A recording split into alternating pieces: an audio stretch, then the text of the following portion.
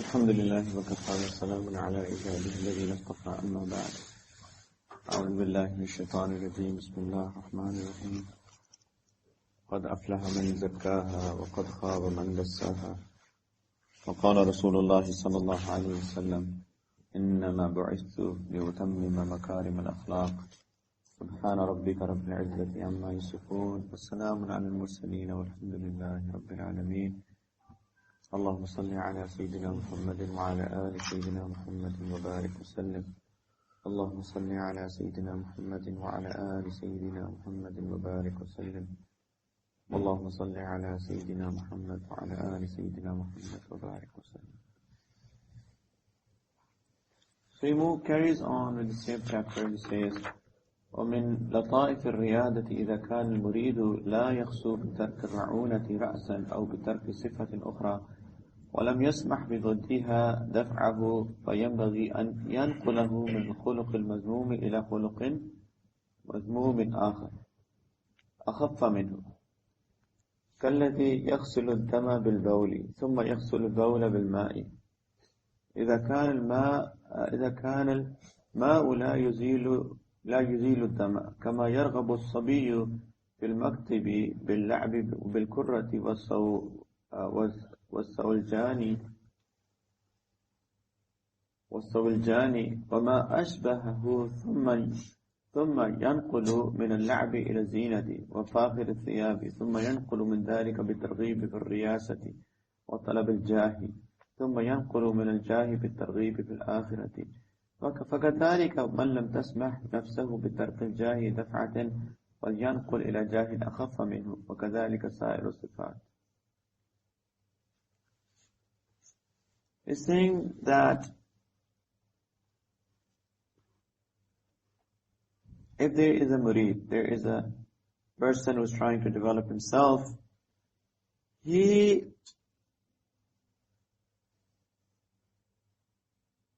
is not able to leave his ill traits by mujahidas,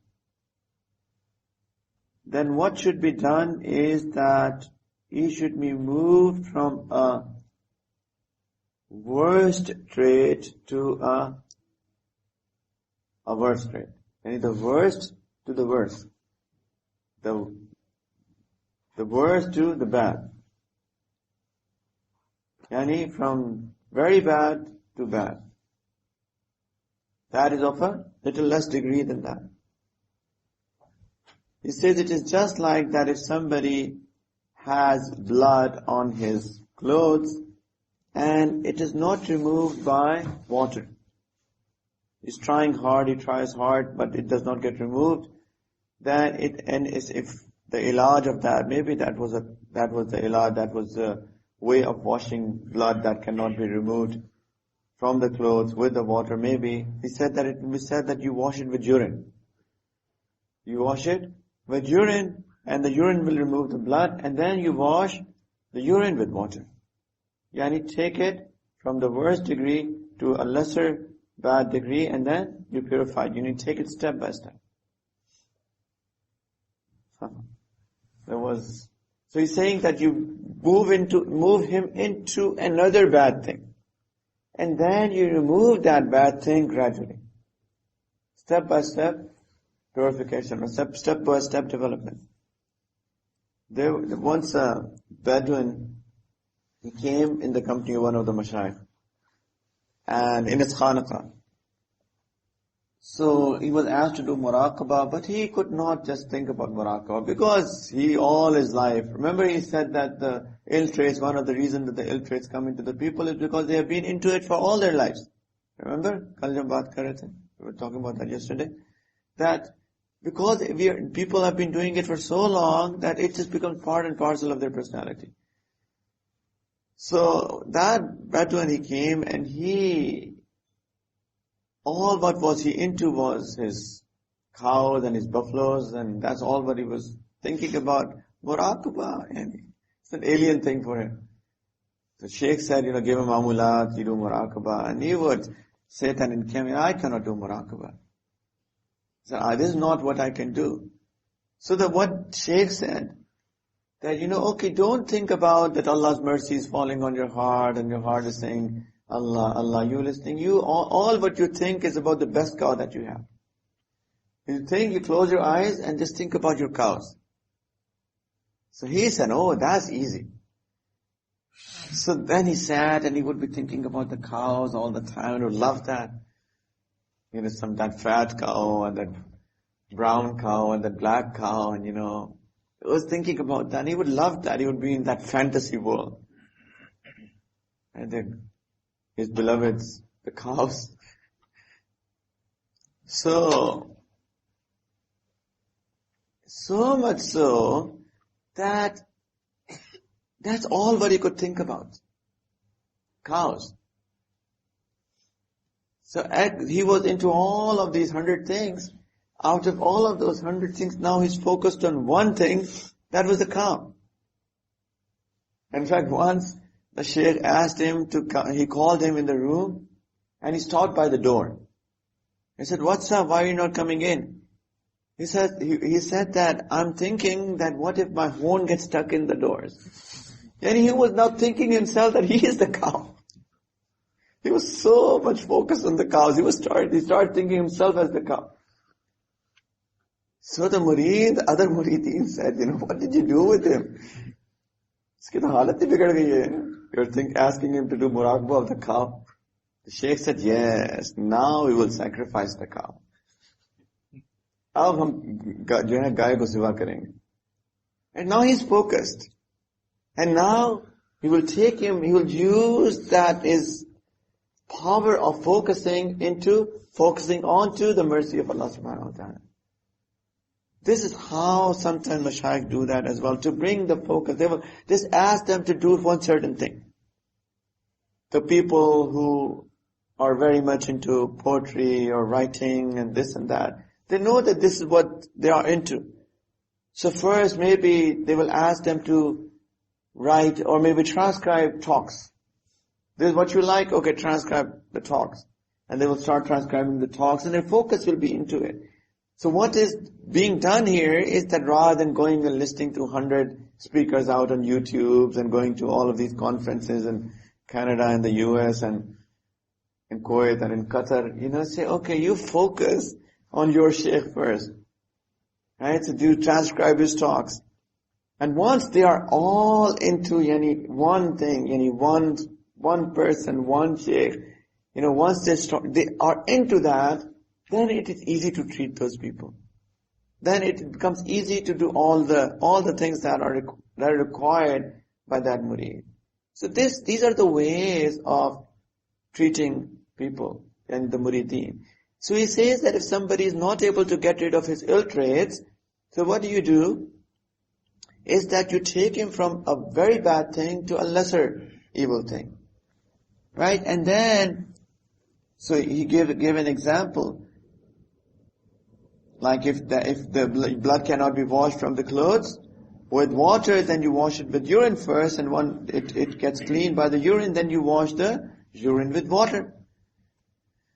So he gives another example, that for example there is a child. So من لطائف الرياضة إذا كان المريد لا يقصد بترك الرعونة رأسا أو بترك صفة أخرى ولم يسمع بضدها دفعه فينبغي أن ينقله من خلق المذموم إلى خلق مذموم آخر أخف منه كالذي يغسل الدم بالبول ثم يغسل البول بالماء إذا كان الماء لا يزيل الدم كما. He said, like كما يرغب الصبي في المكتب. So there is a kid in the school. باللعب, so he's busy in playing. بالكرة والسويلجاني, with the ball and the sticks. It must be cricket. Come on, Sahib, you're thinking something else. So he's saying if the kid is busy playing بالكرة والسويلجاني, is busy playing with balls and sticks, might be cricket, right? Of Imam Ghazali's time. When did cricket start, Kamal Sahib? You know the history of cricket? Somewhere around the 1880s. 1880s. So he's been talking 1000 now. What is that? You played with the stick and the balls? And a gulli danda. That's not ball.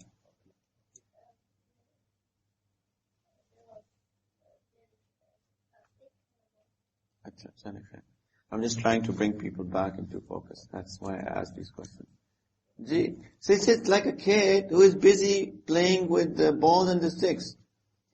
وَمَا أَشْبَهُ,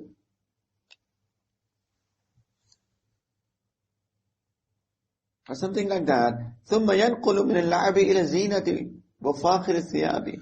He says that, okay, so you want him not to waste his time in playing all the time. So, and you remind him again and again, you also have to study, don't just waste your time playing all the time. And he doesn't listen. So he says, just change his focus. Change his focus in إِلَى الزِّينَةِ وَفَاخِرِ الثِّيَابِ. And he just changed his focus to maybe wearing good clothes. Maybe wearing good clothes.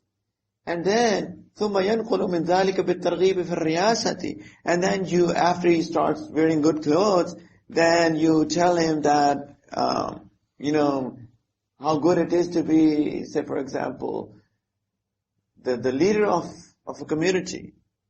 Some sort of riyasa, some sort of leadership. وَطَلَبِ الْجَاهِ, and getting off of the position. So he's saying that he's wasting all of his time. Now bring him to something that consumes lesser time. So just tell him about, you should be wearing good clothes. Now he's thinking about good clothes. Right? So he's thinking about, this is what I should be wearing to school. My good uniforms and all of that. And then meditate. Now you should tell him, you have a club in your school. So why don't you try to get the presidentship of that club? Now he'll be more focused. Now he's in the school. Right? So now he's thinking about something else. But it's all attracted to him. So he's moving from the worst thing to a lesser bad thing. But now changing his focus. But from outside the school is being focused inside the school. Although they're also bad. And you're going to school but with the intention that, I should be wearing very nice clothes and people should be praising me all the time. Theek hai, school to ja raha hai, going to school. Then in the school, that's a club. Why don't you try to get the presidentship of that? So he's trying to be president. He's trying to focus spending all his energy in that club or whatever. I'm just giving you an example. So that's what he does. And then he says, ثُمَّ يَنْقُلُ مِنَ الْجَاهِ بِالتَّرْغِيبِ فِي الْآخِرَةِ. Once he gets a position, now you inculcate that love of the akhirah in him. Tell him, subhanallah, you have this position. What about the position of the akhirat?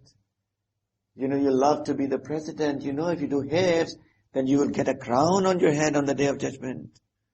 The light of which will be more than the sunlight. Now he's into that. That's what he wants, right? Now you tell him about the position in the akhirat and the paradise. So you move him step by step.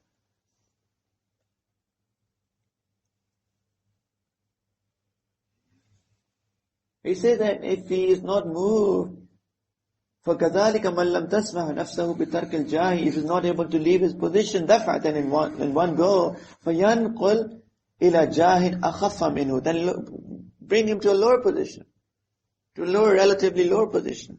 So again, you get him out of that position, that status thing, slowly and gradually. وَكَذَلِكَ السَّائِلُ الصِّفَاتِ, and similarly, all of the ill attributes has to be removed in a similar manner. كَذَلِكَ إِذَا رَأَى شَرِهَ الطَّعَامِ غَالِبًا عَلَيْهِ أَلْزَمْهُ الصَّوْمَ وَتَقْلِيلَ الطَّعَامِ ثُمَّ يُكَلِّفُهُ أن يهيج أطعمة اللذيذة ويقدمها إلى غيره وهو لا يأكل منها حتى يقوي بذلك نفسه فيتعود الصبر وينكسر شرهه. وكذلك إذا رآه شابا متشوقا إلى النكاح وهو عاجز عن الطول فيأمره بالصوم وربما لا تسكن شهوته بذلك فيأمره أن يفطر ليلة على الماء دون الخبز وليلة على الخبز دون الماء ويمنعه اللحم والأدم رأسا حتى تذل نفسه وتنكسر شهوته فلا علاج في مبدأ الإرادة أنفع من الجوع. He says similarly, if there is a person who has that appetite of eating a lot. So how to fix that? He says, get him into fasting and eating less. And then you make him cook very delicious food. Now he is into food. That's what he's thinking about, food. There are people like that as well. Always thinking about what they're going to eat in the next meal. They've just taken lunch, and somehow they're thinking about what they're going to eat in the dinner. Sometimes when my wife asks me, right after the lunch, "Raat kya khayenge?" I said, please don't ask me now. I'm just done with food. I can't even think about food anymore right now. You only think about food when you're hungry. You're hungry, then you ask, what do you want to eat? Then it will be told, I want to eat. Then everything will be delicious at that time. Be it pizza, be it biryani, be it chawal, be it dal, be it whatever. Everybody has to be hungry in order to, but there are some people who only think about food. Because their stomach is never filled with any food, whatever you give them. He says if somebody is like that, he says then you should give him, you should ask him to fast and eat less. And then what you do is that he should cook delicious food and he should not eat by himself but rather feed others. Just imagine the mujahid. Allahu Akbar.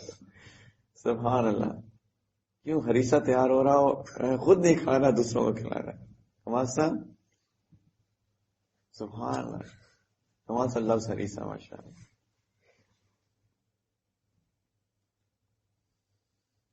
Everybody has their own delicious foods. आपका क्या? Lobia, mashallah. So you're cooking lobia and you're not eating yourself but you're feeding others. Just imagine. Right?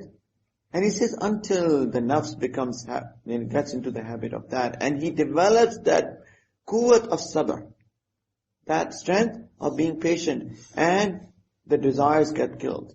And he says similarly, if there's a murid who is a young man and he wants to get married, but he does not earn enough, so he should be asked to fast. And sometimes he says that the desires to get married are not killed by fasting. In that case, he should ask the murid that he should start his fast with water, should not eat bread in the suhoor. No. So he should break his fast with water, should not eat bread.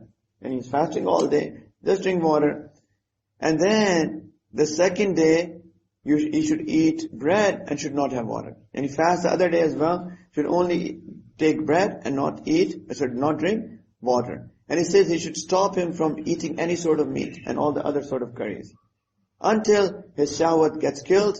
And he says that in the beginning, there is no better cure than hunger. There is no better cure than hunger. The desire of the stomach leads the desire to get married.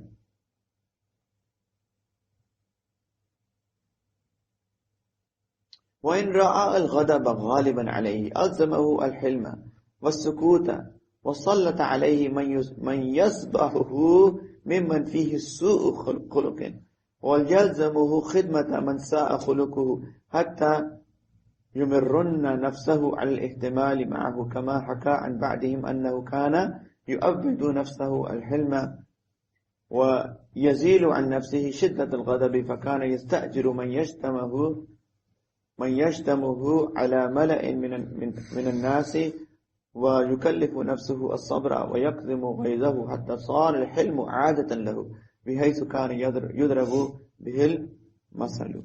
So he's saying if somebody has anger dominant in them, so he should ask them to be patient and be quiet, silent.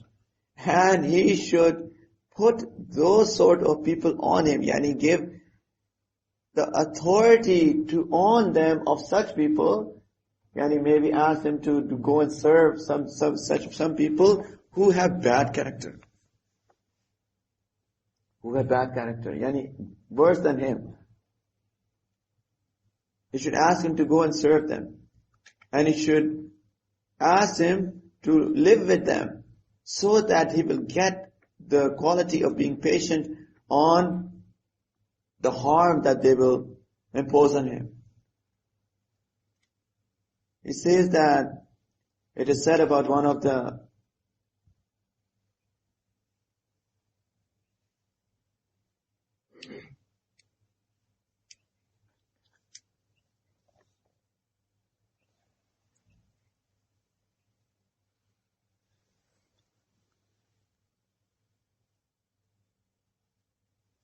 it is said about somebody كما حكى عن بعدهم أنه كان يؤبد نفسه والحلم. That is said about somebody and some shaykh that he would go and will work for people who had bad characters and who had the habit of speaking harshly.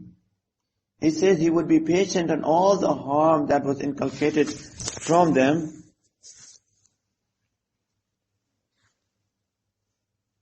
and he would control his anger. He said it was very difficult for him to do that in the beginning, but later on the patience became his habit, and so much so that he was taken, his name was taken as an example who would have good character. Yani he controlled himself so much that it became his habit to be patient. And then he says, وَبَعْدُهُمْ كَانَ يستشعر في نفسه الجبن والضعف القلب فأراد أن يحصل لنفسه خلق الشجاعة فكان يركب البحر في الشتاء عند اضطراب الأمواج وعباد الهند يعالجون الكسل عن العبادة بالقيام طول الليل على نصبة واحدة وبعد الشيوخ في ابتداء إرادته كان يكسل عن القيام فألزم نفسه القيام على رأسه طول الليل ليسمح بالقيام على الرجل عن طوء وعالج بعدهم حب المال بأن باء جميع ماله ورمى به في البحر إذ خاف من تفرقته على الناس رعونة الجود والرياء بالبذل. He's saying that some people who find weakness and cowardice like Buzdali in them, the cure that they have done to themselves is that they would go in the seas when the weather is cold and there are high tides. Subhanallah. And if they feel that they are weak within them and they're coward, buzdal log hain, if they feel that they don't have courage, then they will impose a cure on themselves that they will go in the sea, in the middle of the sea in a ship when it's very cold weather and there are high tides. Just imagine. Subhanallah. Have you been in a ship when there are high tides? It's very scary. It's very scary. Subhanallah, it's very scary. When there are high tides, you have to have courage to sit there because you never know. How many of you, we all have been in the planes. When it's turbulent weather, Subhanallah, when the plane is really shaking, when it takes those dives, when there are air gaps. Subhanallah, once I was coming back from I think Qatar it was. It was an hour flight, but Subhanallah, Allahu Akbar Kabira. I was almost, I think, this is it.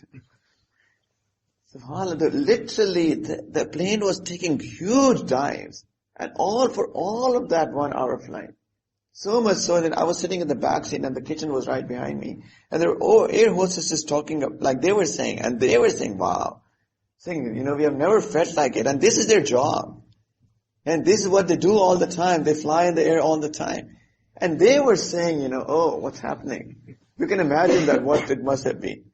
It was literally diving. And every once in a while, as it would dive, like thousands of feet.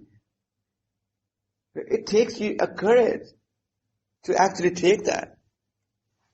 So people are sweating at that time, sometimes.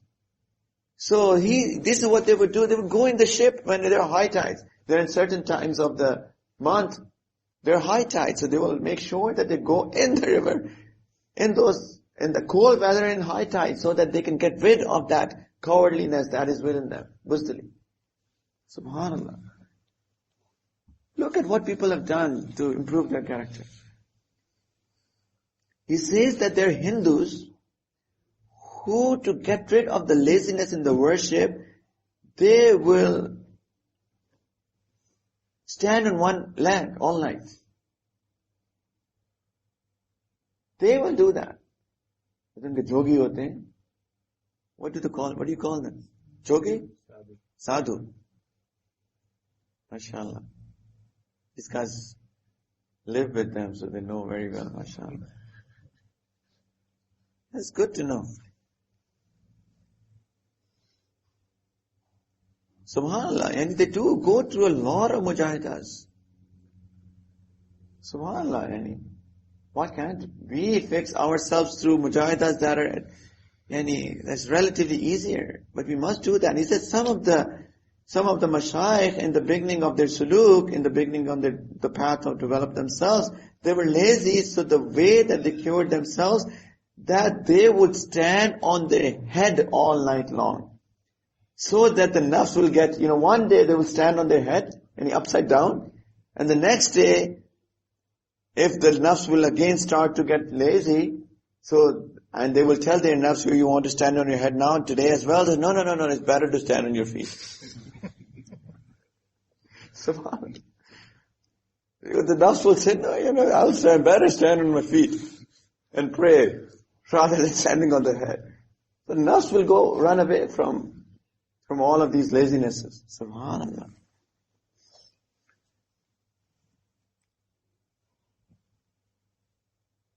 He says some people who had the love of the wealth in their heart,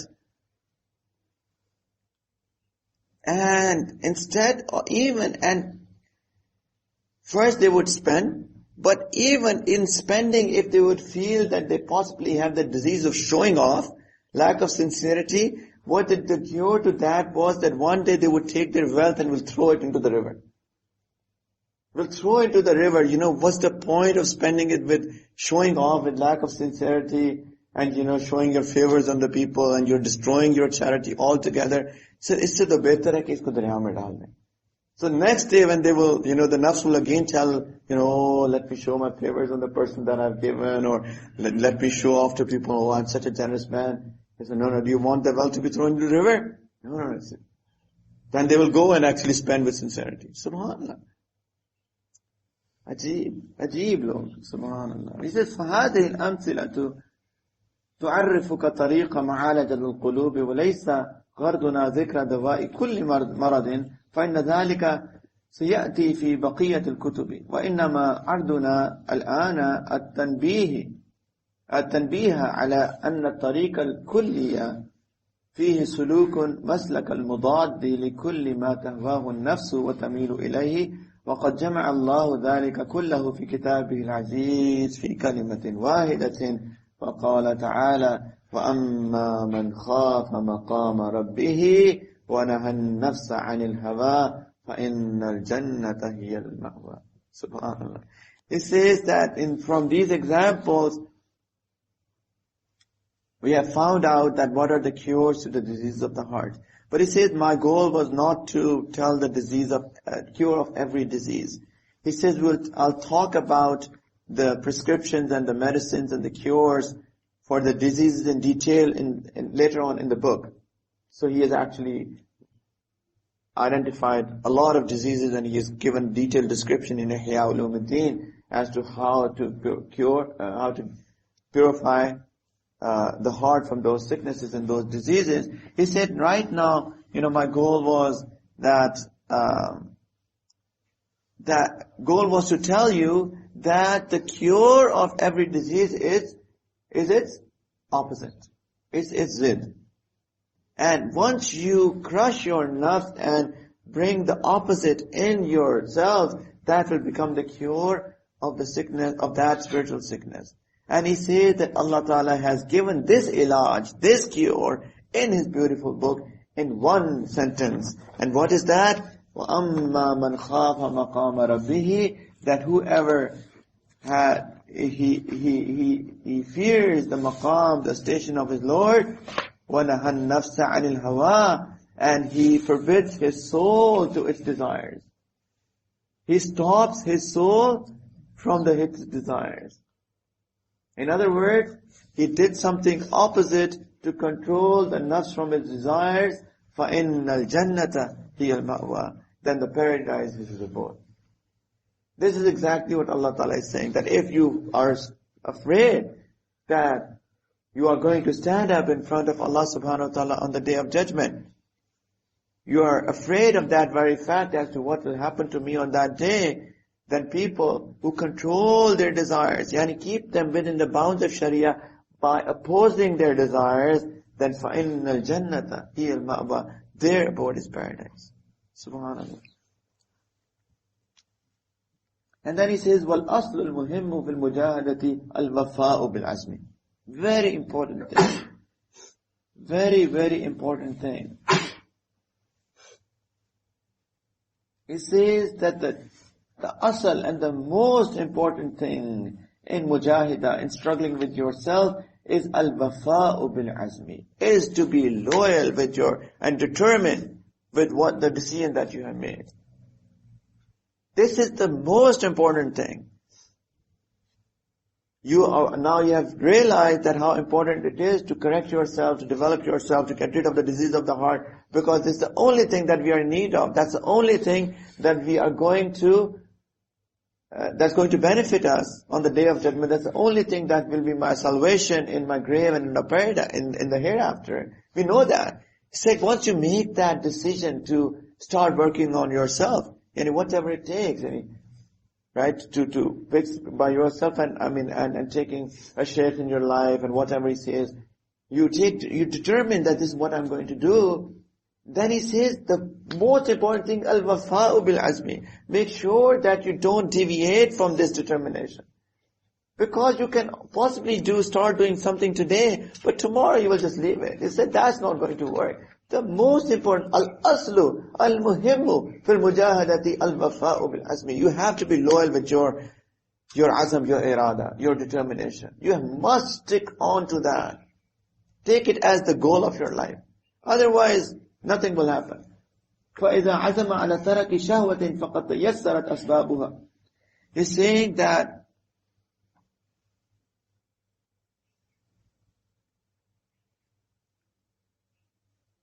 وَيَكُونُ ذَلِكَ ابْتِلَاءً مِنَ اللَّهِ تَعَالَى وَاخْتِبَارًا فَيَنْبَغِي أَنْ يَصْبِرَ وَيَسْتَمِرَّ فَإِنَّهُ إِنْ عَوَّدَ نَفْسَهُ تَرْكَ الْعَزْمِ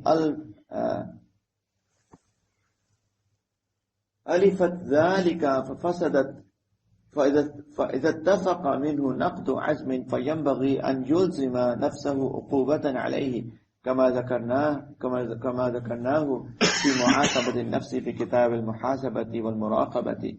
فإذا لم يخفف النفس بعقوبة غلبته وحسنت عنده تناول الشهوة فتفسد بها الريادة في الكلية. He says that if somebody makes that determination to leave a shahwat, a desire, and if somebody feels that there are struggle, is difficult, then he should also be able to take the difficulty. He should also have the determination to take on those difficulties. And himmat nahi harni hai. And he should think that these difficulties are sent to me by Allah Ta'ala as a test. Allah Ta'ala bhi to check karna chahte hain na. People do muraqabah and they, for months, 3, 4, 5, 6, 10 months, a year, 2 years, they're not able to do muraqabah properly, although they're doing every single thing. But he says that never, ever, ever run away from that. Because Allah Ta'ala is checking the sincerity. Ki mera banda kitna sincere hai? He really wants to correct himself or no? If people, for example, they make a decision that I'm not going to earn haram anymore in my business, and then, maybe you will lose your business for a month, for 2, for 3. He thinks, I was better off before. Allah Ta'ala is checking, testing, was he really sincere in what he was trying to do? If you're always very sincere with your work, and maybe not going into the parties that your boss is having, and you're not drinking alcohol with him and not sitting with him and all of that filth, and maybe, he's not talking to you properly for the next 1 month and your next assessment is not the best, Allah Ta'ala is checking. Were you really serious in what you were thinking? But it does not mean that you're going to fail. Always remember that as well, please. You will not fail. once Allah Ta'ala will test you and will take you, and that you are determined, really determined, Allah Ta'ala, the blessings will come and it will indeed inshallah fall. Believe me in that. Things will go in the right direction very soon inshallah Ta'ala. It all depends. Everybody's test is different. Lekin we are not going to lose. We should never lose this determination, and we should never lose the right thing, never the right path.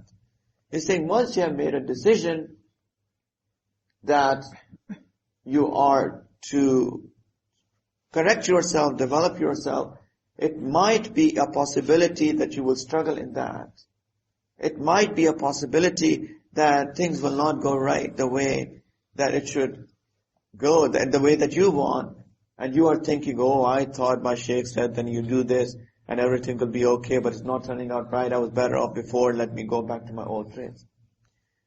This is not what is needed. What is needed is that you be loyal to that determination. Yani you don't deviate from that. And inshallah, if you're determined, things will go right. Things will indeed go right. There was a lawyer in Pakistan, a true story, a lawyer in Pakistan, and once, so lawyers, apologies to the lawyers, but subhanAllah, they run on cheating and lying. There's a couplet in Urdu, कि पैदा हुआ वकील तो शैतान ने कहा लो आज हम भी साहिब औलाद हो गए. When the lawyer is born, then the shaitan said, oh, I have children as well today.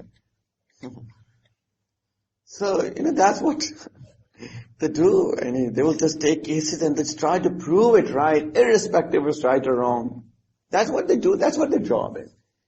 So, subhanAllah, he got into the sohbat of a sheikh and, he heard a bayan. Very moved by that. He said, no, I'm not going to lie anymore. I'm not going to cheat anymore. So subhanAllah, you're not lying, you're not cheating, and you're going, and the case would come as he knows that, this is wrong. He said, I'm sorry, but I'm not going to take this case because you're wrong. And he was a very good lawyer. He's one of the best lawyers. But now he's not taking cases anymore because people are coming to him. Subhanallah, one of the best lawyers who was earning so much, and lawyers earn a lot as well, mashallah. Especially, in the West, they really earn a lot. Subhanallah, one of my friends is a lawyer. So, they have a stopwatch. And what do? And they actually, as soon as the client calls them, there's a stopwatch on their table, on their desk. They hit the button and it starts running. And they charge for every single second that they talk to the client. SubhanAllah, it's very amazing people. They earn so much. So, he was really a good lawyer, very earning really well. But now, he was in the company of a sheikh, his heart flipped, mashallah. And he said, I'm not going to take any false cases. The cases would come, he would reject that.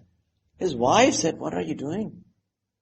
And he told her as well, isi mein khair hai. MashaAllah, good-hearted wife. She said, fine, I'm ready to do whatever you feel like. For almost 6 months, he did not get any case. One or two, that were correct cases, he took it, he won them. Because very, very good lawyer, so he won majority of his cases. But almost for 6 months or more, like a long time, he did not get cases. And imagine a person who is earning so much, suddenly is going 6 months, a year without any cases. Just reflect. So much so that they were really literally living hand to mouth, as they say. But subhanAllah, one thing that happened, and all the other bukala, all the other lawyers, they started making fun of him. What are you doing? Are you crazy? Pagal ho gaye ho? How are you going to earn? How are you going to live? He said no. He was determined. Right? Wafa'u bil-azm. He was loyal to his determination. He said, no, whatever. I'm not. It's a test from Allah. But this is right. What is right is right. So everybody started making fun. So he was known as, this is the person who never takes wrong cases. when he became famous for that, so subhanAllah, all the people who actually had right cases, they started coming, they came to him. For example, a case of madrasa or a masjid or a land, we are on the right path, we are on the right side, we are on the true side, and please take our case. He will look into the case and he finds out, yeah, this person is right, he will take his case. And he would go and win. So, slowly, gradually, everybody got to know that, so whoever thought that they were on the right side, the true side of the picture, of the case, they would go to him and he will win the case. And all of these cases started coming because he became so famous just because of that. And subhanAllah, judge would also, whenever he will take the case to the court, he was famous for that, so judge will know that every case that he is going to bring would be the right case. So it will be very easy for the judge to give the decision in his favor. Look what's happening. 6 months, a year, no case, but suddenly that started happening.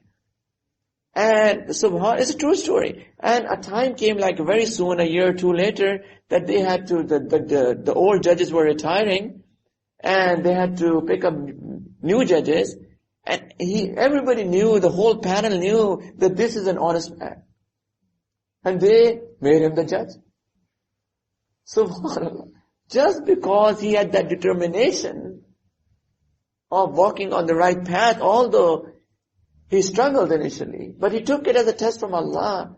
And subhanAllah, he was there standing on the floor and trying to fight for his case. He was sitting on that seat, making decisions. Allahu Akbar. True story. It happens. Lekin you have to have that al-bafa'u bil-azm. And even if some things come, like some difficulties come, he should take it as a test from Allah subhanahu wa ta'ala. And this is mujahidah. That you go over those struggles, those difficulties. And he says that if he breaks his promise, to himself, that the determination that is made, then the nafs will become habitual of that. He will never be able to correct himself. He has to be strong. He has to be determined. He said if it becomes habitual to break his promise all the time, he will be destroyed. He says that if, God forbid, if he breaks his promise, the promise to himself of breaking that determination, that he must punish his nafs. He says the way that I have explained in the chapter of muhasabah and muraqabah, he says that if he does not punish his nafs, then the nafs will dominate him and all of his struggle will go waste. Understood? समझ में आएगी सबको?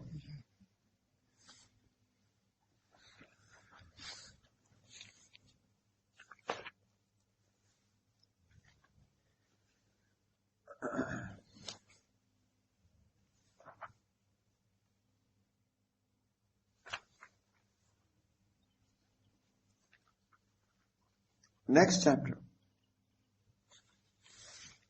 بيان علامات أمراض القلوب وعلامات عودها إلى الصحة. It's a chapter on symptoms by which one can recognize the diseases of his heart and the signs which indicate that they are returning to health. He says, اعلم أن كل عضو من أعداء البدن خلق لفعل خاص به وإنما مرضه أن يتعذر عليه فعله الذي خلق له حتى لا يصدر منه أصلا أو يصدر منه مع نوع من الاضطراب. فمرض اليد أن يتعذر عليها البطش ومرض العين أن يتعذر عليها الإبصار وكذلك مرض القلب أن يتعذر عليه فعله الخاص به الذي خلق لأجله وهو العلم والحكمة والمعرفة وحب الله تعالى وعبادته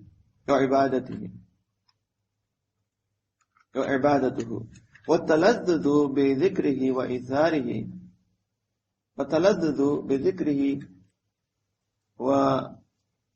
وإيثاره ذلك على كل شهوة سوى والاستعانة بجميع الشهوات والأعداء عليه. قال الله تعالى وما خلقت الجن والإنس إلا ليعبدون.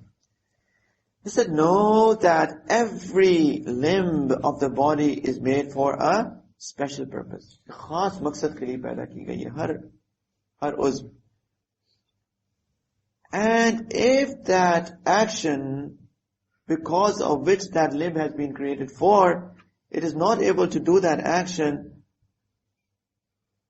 or if it is able to do that but is not able to do that properly, it is a sign that that limb has lost its health. For example, he says that the sickness of the hand is that it is not able to grasp anymore. And the sickness of the eye is that it's not able to see anymore.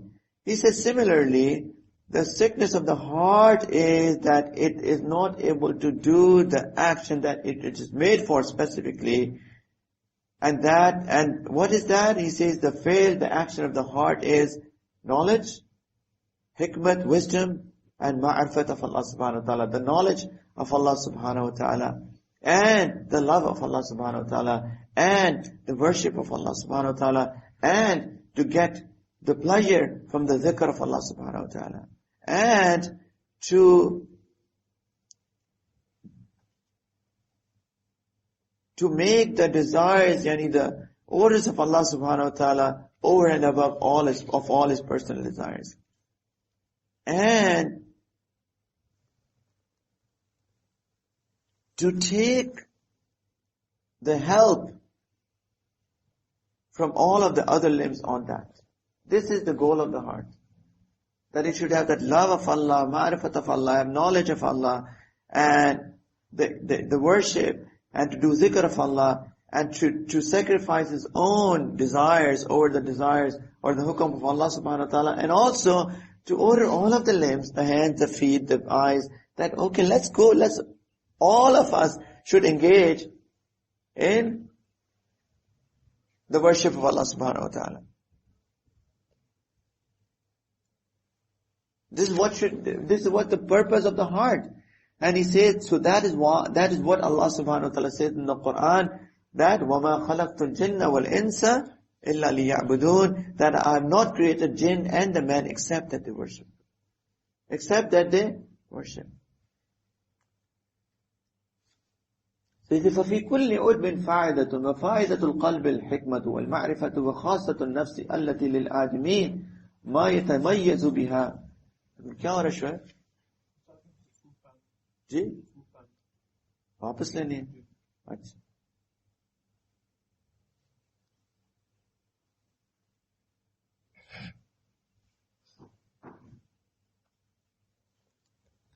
ففي كل عضو فائدة وفائدة القلب الحكمة والمعرفة وخاصة النفس التي للآدمي ما يتميز بها عن البهائم فإنه لم يتميز عنها بالقوة على الأكل والبقاء والإبصار أو غيرها بل بمعرفة الأشياء على ما هي عليه وأصل الأشياء وموجدها ومخترعها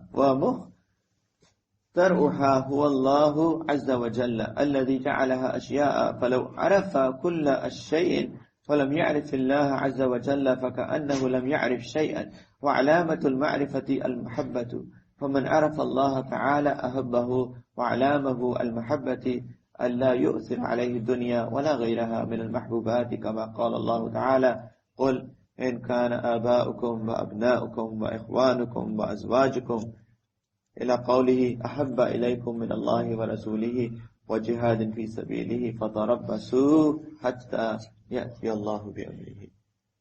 He says that there is a makhsus, there is a special thing that is tied to every limb. And the special thing that is tied to the heart is the hikmat, the wisdom, and the ma'rifat of Allah subhanahu wa ta'ala, the knowledge of Allah subhanahu wa ta'ala. He says that, of course, every human being should have a quality tied to it that he will become better than the animals. Right? He should become better than the animals. Because eating, drinking, seeing, having relations, even animals do that. So if you're also busy doing the same, what is the difference between you and the animals? If your purpose of life is to also eat, to drink, to get married, to have children, and to see, look around, not control your eyes, and you have gained a position, and to be dominant on people, what's the difference between you and the animals? Animals do the same. क्या फर्क है क्या आप में और जानवर में? Is there any difference? No. He said a human being is a human being and is better than animals, and there has to be something on top of it so that it can make him better than the animals. Of course. And he says, what is that haqiqat? What is that reality? He says that the speciality about a human being is that he knows the reality of the things.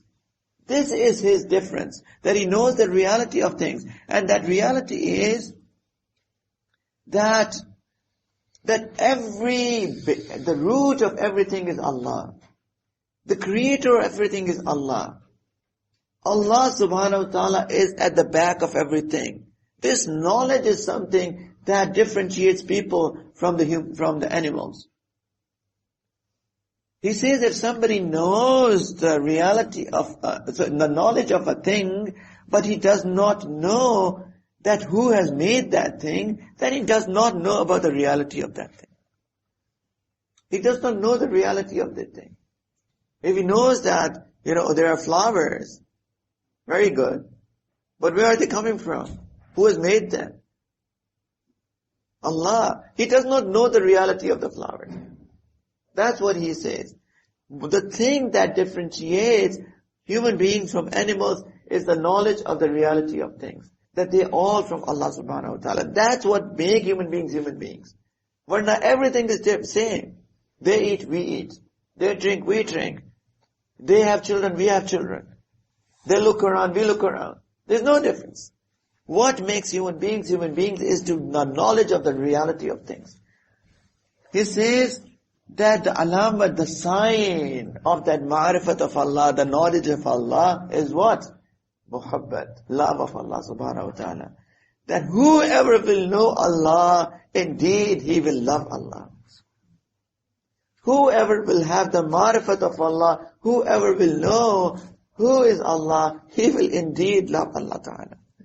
When we will know that everything is from Allah ta'ala. Our eyes are our eyes because Allah ta'ala has given us this blessing.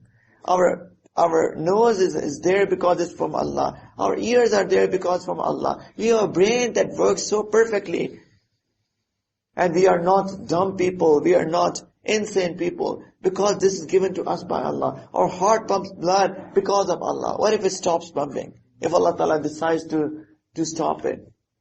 It's Allah. When we get to know about that everything, Allah Ta'ala is the provider. Allah Ta'ala gives us rizq. Allah Ta'ala makes those asbab that will provide rizq to us. Allah Ta'ala is the one who has given us this house to live in. Allah Ta'ala is the one who has given us a spouse. Allah Ta'ala is the one who gives us children. Allah Ta'ala is the one who gives us honor. Allah Ta'ala is the one who hides our faults from the public. Allah Ta'ala is the one who actually helps us in every single thing that when we do. If we have this ma'rifat of Allah, the haqiqat of the ashya, haqiqat of everything, the reality of everything that exists out there, then indeed we will love Allah subhanahu wa ta'ala. How can we not?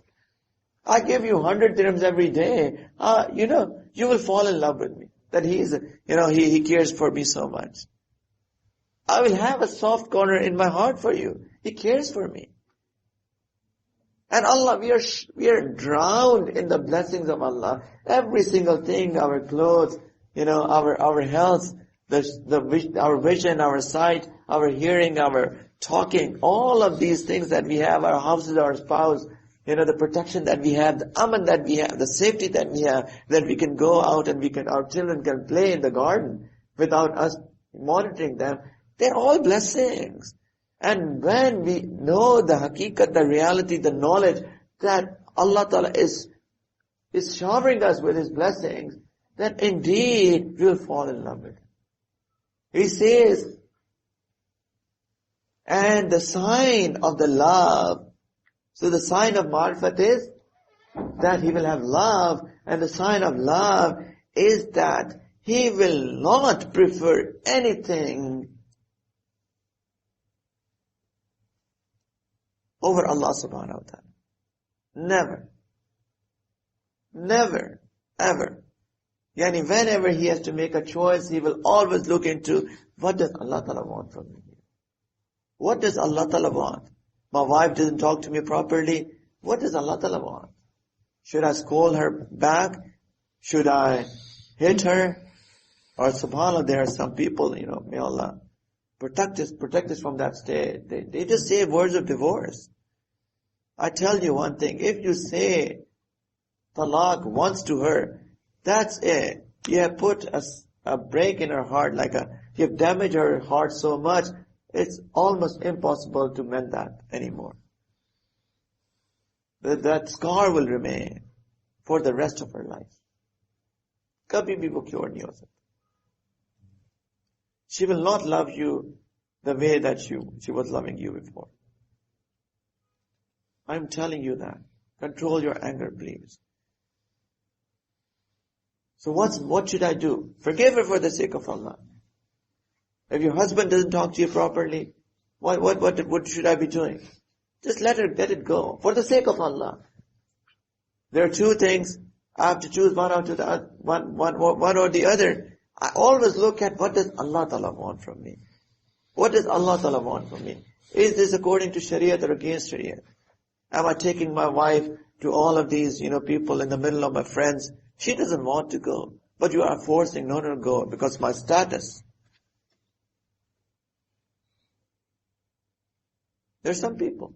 I know a person who had two marriages because the first wife, she, mashallah, will always do, hijab. She will not want to have mixed gatherings.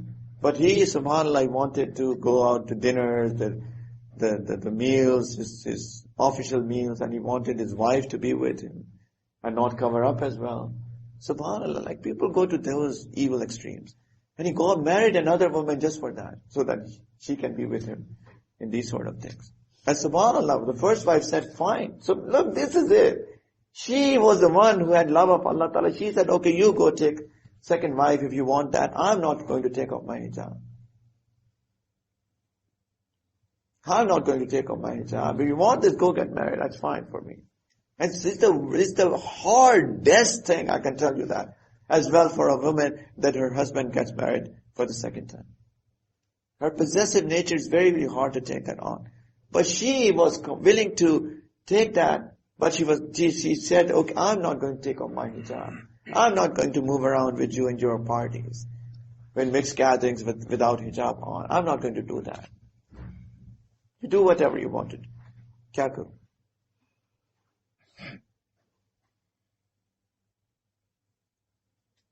So people of Allah, the sign of love is that they prefer that thing that Allah Ta'ala wants.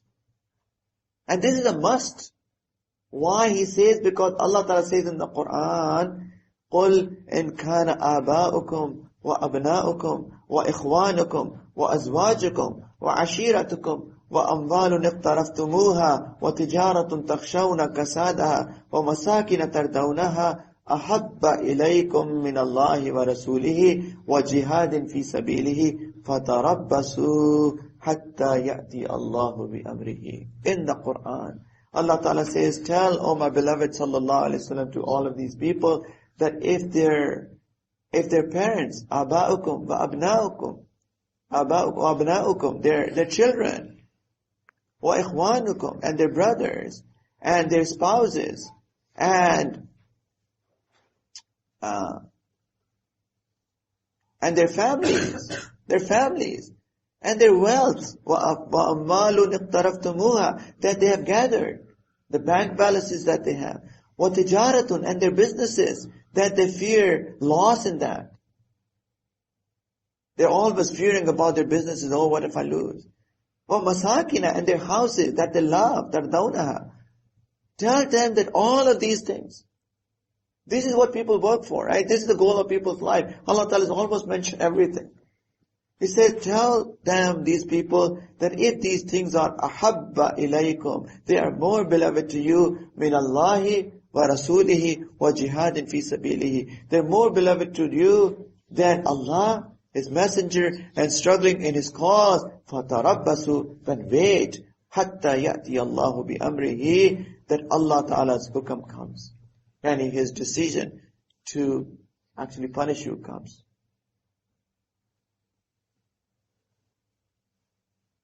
Subhanallah, what a strong ayat. Yani it is a must, it's not a choice, that we must love Allah subhanahu wa ta'ala over and above every single thing. In other words, He's saying, what is the sign for that? That whenever you have to make a decision, you must make a decision based on that, what does Allah ta'ala want from me here? Allah ta'ala chahte kya hai mere se idhar? And then make a decision based on that. So it is a warning, but the thing is that, subhanallah, if we do that, then Allah's blessings will also fall. And all what you want through unlawful means, Allah Ta'ala will give you all of that through lawful means. And with a better state, with blessings, with barakats. Log ko samajh nahi aati ye baat. Pata nahi kyun. Lack of iman, that's why.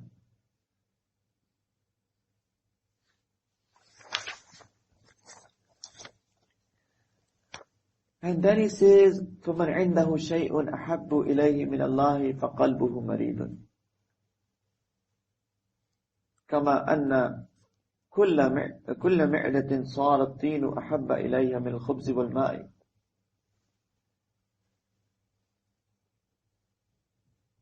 أو سقطت شهبتها عن الخبز والماء فهي مريضة فهذه علامات المرض وبهذا يعرف أن القلوب كلها مريضة إلا ما شاء الله. سبحان الله. Subhanallah. He's saying that if in a heart, if there is any other love than the love of Allah subhanahu wa ta'ala, it means that this heart is diseased.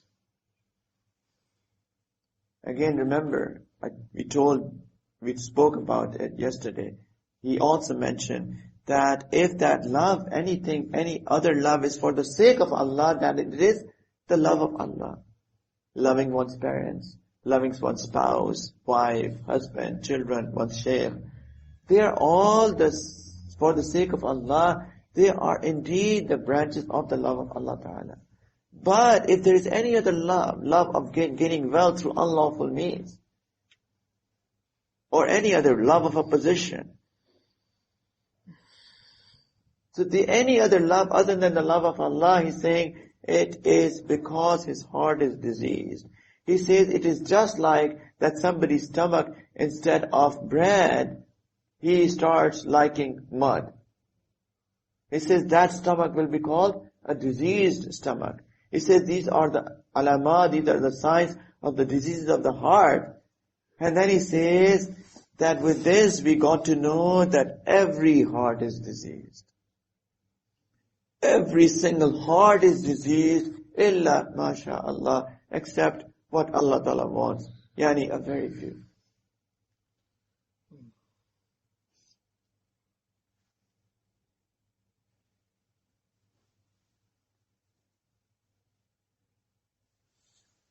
إلا أن من الأمراض ما لا يعرفها صاحبها ومرض القلب مما لا يعرفه صاحبه ولذلك يغفل عنه وإن عرفه صعب عليه الصبر على مرارة دوائه فإن دواءه مخالفة الشهوات وهو نزغ الروح فإن وجد من نفسه قوة الصبر عليه لم يجد طبيبا حاذقا يعالجه فإن الأطباء هم العلماء وقد استولى عليهم المرض فالطبيب المريض قلما يلتفت إلى علاجه ولهذا صار الداء إضالا والمرض مزمنا وأدرس هذا العلم وأنكر بالكلية طب القلوب.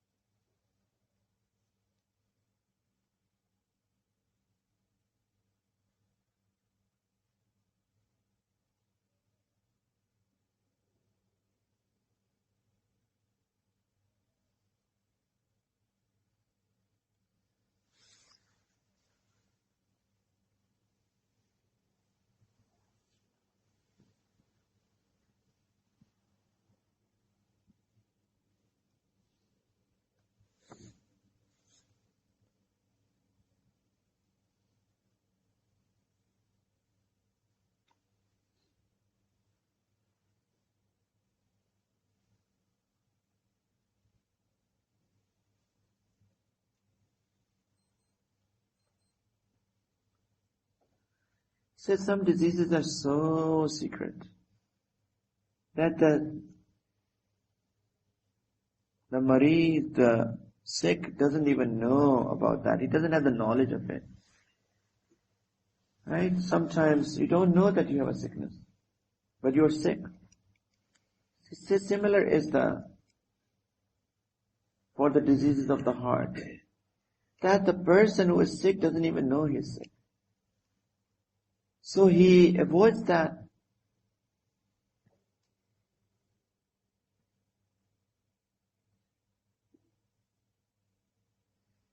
And he says that if he gets to know about the disease, the reality of it, the state of it, then he will lose the patience on the bitterness of that medicine. Because the cure of the disease of the heart is to oppose the desires. And he says that its pain is sometimes more difficult than the pain of losing one's life. It says people don't do that because it's difficult. And it's more difficult to lose one's life. And he says that even if somebody has that patience, even if somebody has that patience that he is willing to take the bitterness of that medicine, then you don't find a tabib, you don't find a doctor who can cure him in the right manner. He says that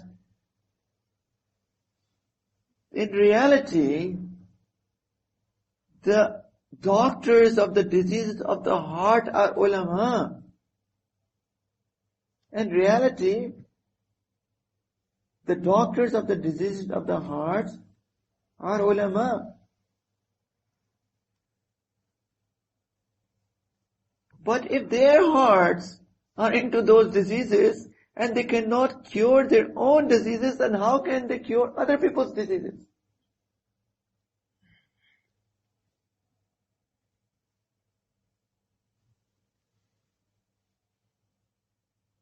So, the diseases of the heart have become even more serious and incurable.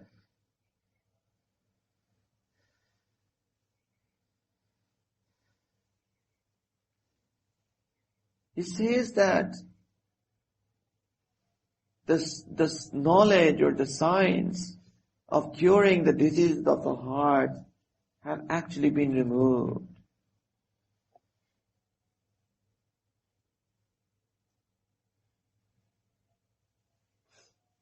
وأنكر مرضها وأقبل الخلق على حب الدنيا وعلى أعمال ظاهرها عبادات وباطنها عادات ومراءات. He says that, and there is nobody who can cure the sicknesses of the heart. People are engrossed in the love of dunya, and they are involved in such actions that in reality, in the outward of it is ibadat, but the reality of it is riya. This is what has happened to people. He says in reality, the people who are the best of them all are ulama. وَالَّذِينَ أُوتُوا الْعِلْمَ دَرَجَاتٍ. They are the best people, the ulama. And they should be the ones who should be curing the diseases of the heart of the people. They should have been the ones who should have gone through the struggles of curing the diseases of their heart. They never worked on their hearts. They have learned the ilm. They have learned the outward. They know that, there is something called sabr, and there is something called shukr, and there is something called zuhud, and something called tawakkul, and there is something called, the riyadat, and they know all of that, but they've never worked on themselves to achieve all of these spiritual states. They know how to make wudu and what to make wudu, and they know what are the wajibat and the sunan and the faraid of a prayer. That's all what they know. And they will perfect their prayers and their wudu, and they know where to raise their hands and where to tie their hands and how to make a perfect ruku and a perfect sajda outwardly. But in their hearts are diseased by itself. They have riyah, they want to show off, and they want to, they want to give khutbahs and sermons in the best of their, with the eloquency. But there is no reality to it. He says even these are supposed to be the doctors, but if the doctors have diseases they cannot cure themselves, how can they cure other people? He says in reality there is no doctor anymore. So the diseases of the heart have become even more serious and even more incurable. If you don't find doctors, how can you cure yourself? How can you get rid of the sicknesses of the heart? Remember what he's saying, around 1000 AD. And all the spiritual orders, I said, were developed later on. This was the state of his time, and people realized that. And that's why there were a few people of Allah who took that on, who took that as a job later on. And that is where they ask Allah Ta'ala, that, Ya Allah, how can it be cured? And then Allah Ta'ala opened for them all of these spiritual orders. That you do certain things, certain ma'mulat, and take a shaykh, all of these adhkar, and all of them had different, Allah Ta'ala opened for them different means, and that's where it become formalized later on. But this is what is happening in his time, in Imam Ghazali's time. He's saying there's nobody who you can go to who can cure the sicknesses of the heart, because the people who are supposed to be the doctors are into the sicknesses themselves. Their heart are not attached to Allah anymore. They pray, but their hearts are not in the prayers. Look what is 1,000 years ago. What about ourselves? And we decide just to work on ourselves and not even want to be with a doctor and be with a shaykh. There's no perfect doctor. There are very few. There are. I'm not saying that there's none. There are very few. They can at least, who have some knowledge, at least go and try to work with them. Kuch to behtri aaye. Rather than not going to anybody and then not curing yourself at all. قَدْ خَابَ مَنْ دَسَّاهَا. He is doomed if he is engrossed in the sicknesses of his character.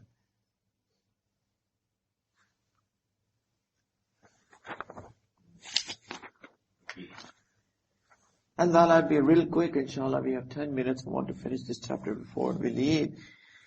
He says, so far, there were the signs of the diseases. And now, I'll talk about that once you go through the process, the whole process of curing your heart, struggling, riyadat, mujahidah, opposing your nafs, and having the right company, and all of what he has spoken about until now, taking a shaykh. He says that once you start getting the cure of your diseases, now I'm going to talk about the signs of the cure. فهذه علامات أصول الأمراض وأما علامات عودها إلى الصحة بعد المعالجة فهو أن ينظر في العلة التي يعالجها فإن كان يعالج داء البخل وهو مهلك المبعد عن الله عز وجل وإنما علاجه ببذل المال وإنفاقه إلى آخر العبارة. So I'm going to skip the Arabic of it. I'm just going to tell you, so 5 minutes, 8 minutes left. I just want to finish it. So what he is saying, that we have to keep an eye on the disease that has to be cured. For example, he says that somebody has a disease of being stingy, and he's not generous. And that is disastrous. That is disastrous. So he's highlighting a very few diseases, but what he's highlighting at one of the worst diseases that people can have. So he's saying if somebody is stingy, he cannot spend. It is something that is destroying, and it is something that takes people away from Allah subhanahu wa ta'ala. Its ilaj, its cure is to spend. And he says that sometimes that wealth that now he is spending, it crosses the limits. That spending is going into the category of israf, extravagancy. He's extravagant in spending. He said that's also a disease. And he's saying it's like that. If somebody wants to treat his coldness with heat, but he gives it so much heat that overcomes that coldness. So now having the overcoming or dominance of that heat is also a disease. So he says that the matlub, the goal is that i'tidal, that balance, that in which neither the heat dominates nor the coldness. Similarly, in spending, it is what is desired, as we said yesterday, is the i'tidal, the spending in the middle. Yani that is not israf nor bukhl. And it's not extravagance in spending also, nor it is being stingy. Right? So, and remember what we have already spoken about that yesterday as to what are we talking about here. He says that if you want to know the i'tidal, the balance in the two, then the tariqah, the way to do is that you should look into your action that are created as a result of that action. You look into the result as to what is created as a result of that action. So what you see, if that is easy for you and you feel pleasure in doing that, no, that is the thing that is dominant on your nafs. For example, if somebody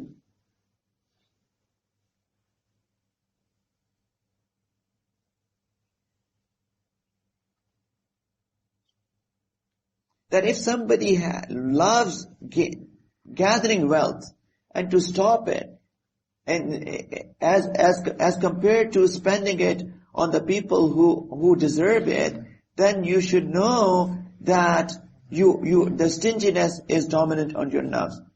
And in that way you must make sure that you must spend and should take it to the people who deserve it. And listen to this. And he says that if nafs wants to spend, but he wants to spend on people or on things that are undeserving, you like to spend there more, and it's easy for you, then know that what is dominant on your nafs is israf, in being extravagant. He is now defining what is extravagance in spending. As I said yesterday, it's not spending in the cause of Allah. If you spend a lot in the cause of Allah, there is nothing wrong with that. He's defining israf. He's defining israf as that if you're fine spending, but you're spending in the cause that's undeserving of that. Like you're willing to, as opposed to, it's a relative thing as well, as opposed to the places that are deserving. That is israf. Like for example, as I said yesterday, it's so easy for you to spend 10,000 dirhams in going for a vacation, but it's so hard for you to take out 100 dirhams to spend in the cause of Allah. Then it means that you are in the disease of israf, extravagance in spending. So you do spend, but you don't spend in the right places. That is israf. You find it easy to buy a movie ticket and you buy popcorn and Pepsi and sitting there. It's so easy. You spend like 200 dirhams in that, but it comes down to spend in the cause of Allah. You cannot even take out 10 dirham. It is israf. That means that israf is dominant on your nafs. In this case, he says the cure to that is that you should withhold. To purify yourself, to withhold. And he says that one should be watching over his nafs like that. He should always look as to what is difficult on you and what is easy on you. And he says that it should continue for this particular case until the love of the wealth is removed from your heart. Yani, as he said yesterday, that it is neither busy in withholding, nor it's busy in spending extravagantly. Yani, it doesn't care as much. So it's like a water. It's like a water. That, what do you do with water? And in the time now we have tap water, but then in those times when you have to actually go and fetch out for water, it is stopped when you are in need of that, and it is just used when you're not in need of that, and you're in time of need. So if you have to drink water, you drink water. You don't just keep it in a pot, sorry, but I have to save it. If you're in need of that, you have to drink it. You're thirsty, you drink it. But if you think that you have to clean yourself after relieving yourself, you also stop it. Right? This is what should be done. It should be like water. He says there should not be any preference, yani to spend or to withhold it. He says that if a heart will be of that state, yani it's in the middle, it doesn't even, it doesn't feel the pain of either spending or withholding, then he knows that he is getting purified from that disease. He said it is absolute must to reach Allah subhanahu wa ta'ala that the heart must be clean or must be disconnected from the dunya. It must be disconnected from the dunya. It is a must. Please open your ears and open your mind and your hearts. He's saying it is must to reach Allah Ta'ala that his heart must be disconnected from the dunya. Yani, if you have wealth, okay, alhamdulillah, but your heart is not into it. You're not checking your bank balance every day. But when it comes time to spend it in the cause of Allah, you're just willing to spend it in the cause of Allah. Your heart is not connected. Not his heart is not connected in there. He's saying it is must to reach Allah Ta'ala that your heart is disconnected with all of the dunya. So that when the order comes to go to another journey, yani the journey to the akhirat. When the angel of death comes, time is up, time to move on. Then the heart is not connected to any of the things of the dunya and it is not thinking about anything.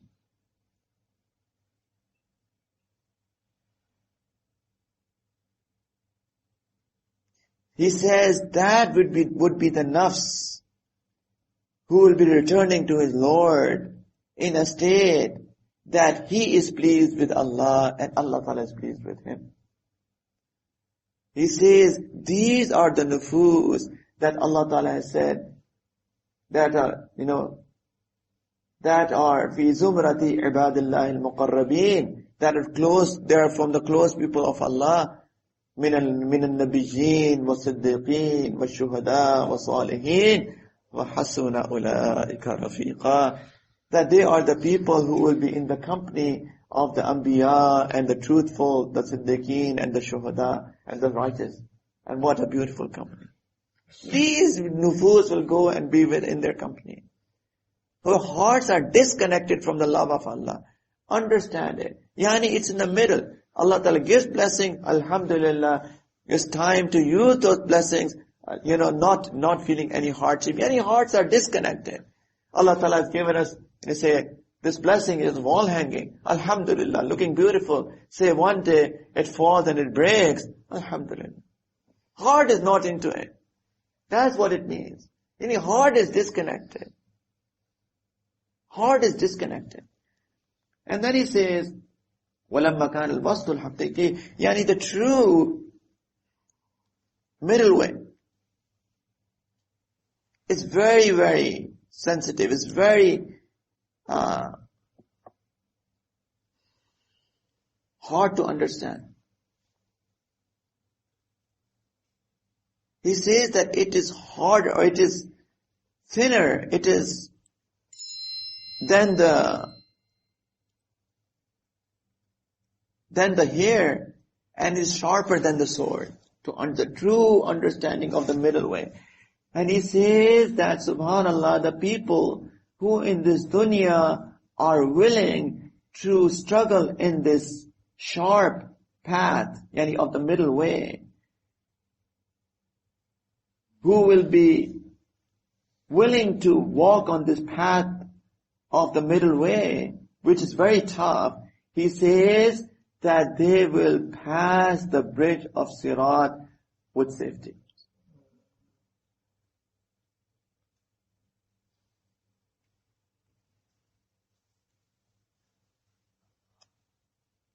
He says that if people are inclined from that middle path on any way, and his heart is inclined towards that, he will indeed get some punishment.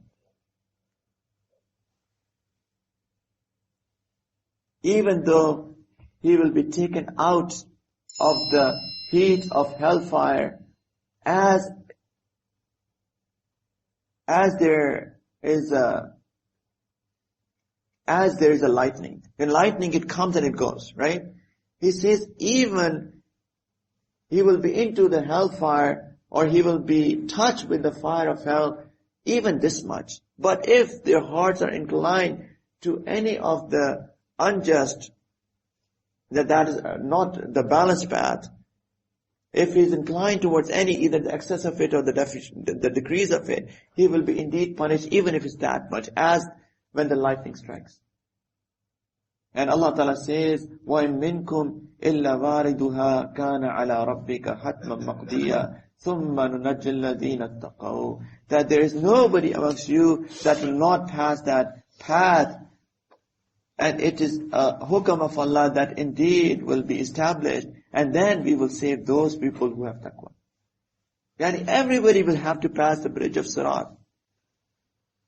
And it will depend on what sort of state of the heart is. And some people will pass with the speed of light. Some people will pass running. Some people will pass walking. Some people will pass stumbling. And subhanallah, ثُمَّ نُنَجِّي الَّذِينَ اتَّقَوْا. Only the people of taqwa, the people of middle way, will be able to pass that bridge with safety. And he says that أَيْ الَّذِينَ كَانَ قُرْبُهُمْ إِلَى الصِّرَاطِ الْمُسْتَقِيمِ. He says muttaqeen are those people who are closer to the Sirat al-Mustaqim, the middle way. Who has been closer to the Sirat al-Mustaqim in their life more, and who have been less away from it. He says that because it is so difficult to walk on the Sirat al-Mustaqim, it is so difficult to be steadfast in it, that's why Allah Ta'ala has ordered us that we recite every single day, in every single prayer, in all of the raka'at, اهدنا الصراط المستقيم. اهدنا الصراط المستقيم.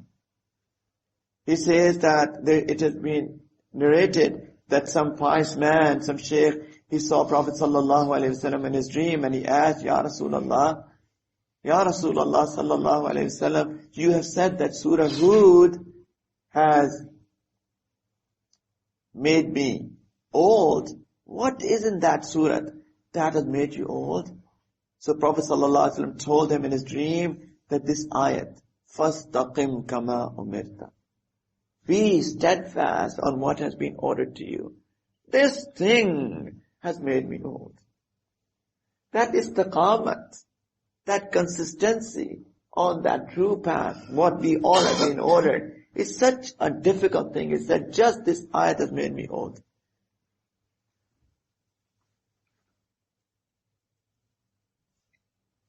On page 25. So he says that, so anyway, it is very difficult to remain on the true path, but we should not be heedless on walking on this path with istiqamah. Even if people are not able to achieve that consistency, but we should try our level best.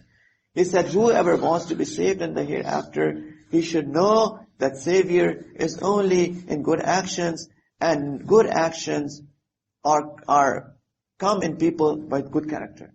If people don't have good character, they will not have any good action. So one should always keep looking into one's own self as to what is their character, and if there is any deficiency, they should remove that. Right. So inshallah we'll stop here. Apologies, 5 minutes over. May Allah Ta'ala give us tawfiq to get the true understanding of it and be able to implement that in our lives. Wa akhiru da'wana alhamdulillahi rabbil alamin.